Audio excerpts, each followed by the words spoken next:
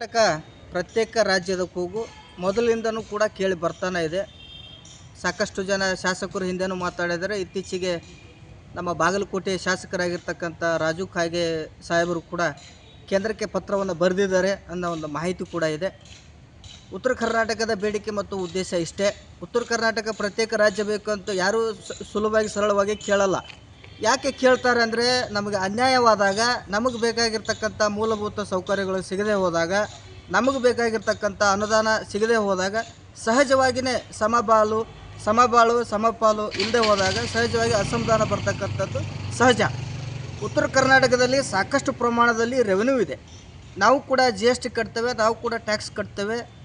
ಇವತ್ತೇನಾಗಿದೆ, ಕೇವಲ greater Bengaluru, greater Mysuru ಕೇವಲ ಅದನ್ನಷ್ಟೇ improvement ಮಾಡ್ತಾ ಹೋದಾಗ ಉತ್ತರ ಕರ್ನಾಟಕ ಅಖಂಡ ಕರ್ನಾಟಕ, ಗ್ರೇಟರ್ ಕರ್ನಾಟಕ ಆಗೋದು ಯಾವಾಗ? ಈ ಒಂದು ಪ್ರಶ್ನೆ ಸಹಜವಾಗಿ ಮೂಡಿ ಬರ್ತಾ ಇದೆ. ನಾವು ಈ ಹಿಂದಿನಿಂದನೂ ಕೂಡ ನಾವು ಕೇಳ್ತಾನೆ ಬಂದಿದ್ವಿ. ಬೆಳಗಾವಿನಲ್ಲಿರ್ತಕ್ಕಂಥ ಸುವರ್ಣಸೌಧಕ್ಕೆ ಉತ್ತರ ಕರ್ನಾಟಕಕ್ಕೆ ಸಂಬಂಧಪಟ್ಟಿರ್ತಕ್ಕಂಥ ಸುಮಾರು 13-14 ಇಲಾಖೆಗಳನ್ನು ಅಲ್ಲಿ ಶಿಫ್ಟ್ ಮಾಡಿ ಅಲ್ಲಿ ಮೂಲಭೂತ ಸೌಕರ್ಯಗಳನ್ನು ಒದಗಿಸಿಕೊಟ್ಟಾಗ ಉತ್ತರ ಕರ್ನಾಟಕದ ಇಲಾಖೆಗಳಿಗೆ ನಮ್ಮ ಜನಗಳು ಇಲ್ಲೇ ಓಡಾಡ್ತಾರೆ, ಇಲ್ಲೇ ಅವರ ಕೆಲಸ ಕಾರ್ಯಗಳನ್ನು ಮಾಡಿ ಹೋಗ್ತಾರೆ ಅಂತ ಹಿಂದಿನಿಂದನೂ ನಾವು ಹೇಳ್ತಾನೆ ಬಂದಿದ್ವಿ. ಈಗಲೂ ಕೂಡ ಈಗ ಅನುದಾನವನ್ನು ಸರಿಯಾಗಿ ಸಮರ್ಪಕವಾಗಿ ನೀಡದೆ ಹೋದರೆ ನಾವು ಪ್ರತ್ಯೇಕವಾಗಿ ಉತ್ತರ ಕರ್ನಾಟಕ ನಮಗೆ ರಾಜ್ಯ ಬೇಕು ಅನ್ನೋದನ್ನು ನಾವು ಮುನ್ನೆಲೆಗೆ ತರುವಂಥ ಪ್ರಯತ್ನವನ್ನು ಮಾಡ್ತೀವಿ.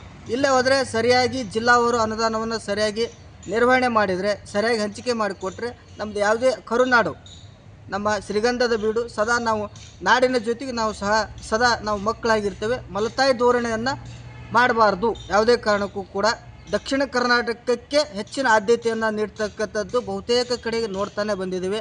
ಇವತ್ತು 5 ಗ್ಯಾರಂಟಿ ಯೋಜನೆಗಳನ್ನು ಸರ್ಕಾರ ಕೊಟ್ಟರೂ ಕೂಡ ಬೆಂಗಳೂರಿಗೆ 10-20 ಸಾವಿರ ಕೋಟಿ ರೂಪಾಯಿ ವಿಶೇಷ ಅನುದಾನವನ್ನು ನೀಡ್ತಾ ಇದೆ.